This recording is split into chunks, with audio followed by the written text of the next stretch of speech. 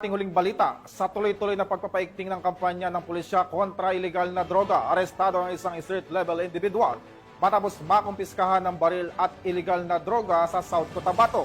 Alamin ang detalye ng report mula kay Patrol 1 Braylin Jean Cabonillas.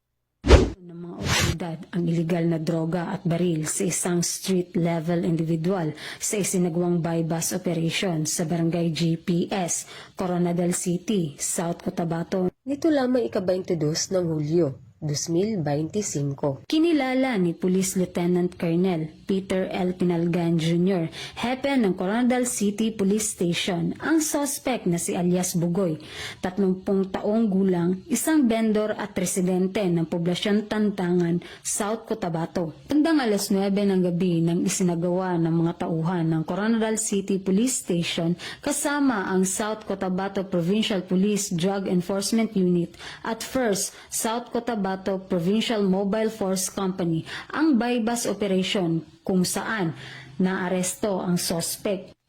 Nakuha sa kanyang pag-iingat ang 3 sachet na hinihinalang shabu na may timbang na mahigit kumulang 3 gramo at nagkakahalaga ng 20,400 at isang pistol na may kasamang isang bala. Nasa kustodiya na ng Coronadal City Police Station ang suspect at mahaharap sa kasong paglabag sa RA 9165 at RA 10591. Patuloy ang pagpapaigting ng kapulisan sa kampanya kontra ilegal na droga at loose firearms. Mula dito sa Police Regional Office 12, ako po ang inyong PNN correspondent, Patrolwoman Braylin Jean Cabonillas, alagad ng batas, taga-taguyod ng Balitang Pulis.